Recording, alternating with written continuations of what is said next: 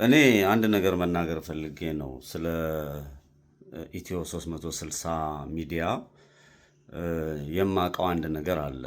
የማውቀውም አንድ ነገር እሱ ምንድነው?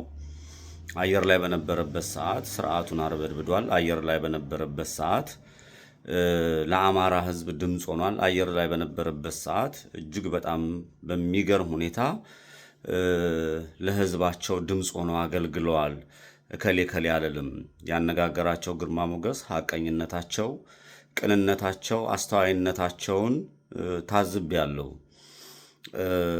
በሚገርም ሁኔታ የምታስተላልፉት ፕሮግራም ለአማራ ሕዝብን ለማንቃት ጠቅሟል። ጨፍጫፊውና አጥፊው ስርዓት እንዲርበደበድ እጅ እንዲሰጥ በተለያየ ቦታ ያሉ ችግሮችን ወደ አደባባይ አውጥታችኋል። ይሄ የሚደነቅ ነው። አሁንም ሌላ የማውቀው እውነታ ትልቅ የማውቀው እናንተም እኔም የምናውቀው እውነታ አንድ ነገር አለ። የአማራ ሕዝብ ላለፉት በርከት ላሉ ዓመታት ዋጋ ከፍሏል። ጄኖሳይድ ታውጆበታል።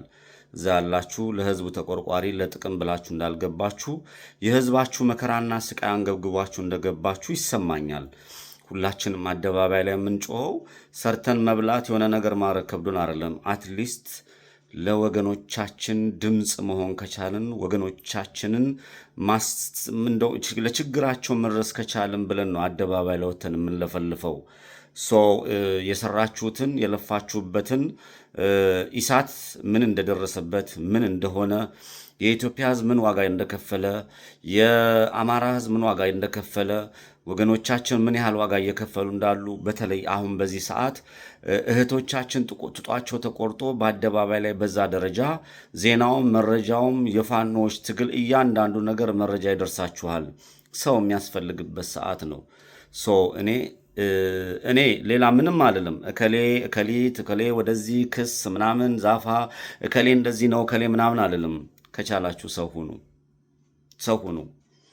ያላችሁን ነገር ዋጣ አርጋችሁ ተቻችላችሁ ይቅር ለእግዚአብሔር ተባብላችሁ ለአማራ ሕዝብ የምታስቡ ከሆነ አንደኛው አሸንፎ አንደኛው ለመውጣት አንደኛው ነጥቆ በአንደኛው ለመጓዝ አንደኛው ከዚህ ነጥቆ ወደዚህ ለመሄድ አልቀበልም።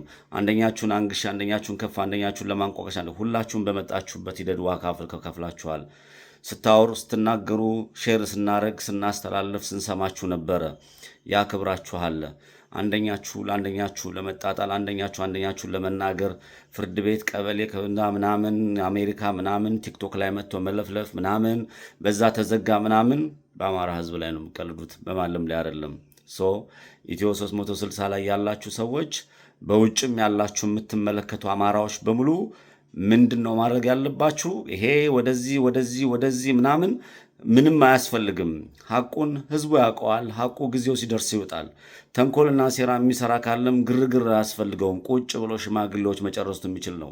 የትልልቅ ሽማግሌዎች ሀገር ያቀኑ ለወገናቸው የሚቆረቆሩ ለሕዝባቸው የሚያስቡ በዙሪያችሁ ብዙ ሽማግሌዎችም አሉ። ለሽማግሌዎችም አድርሱልን።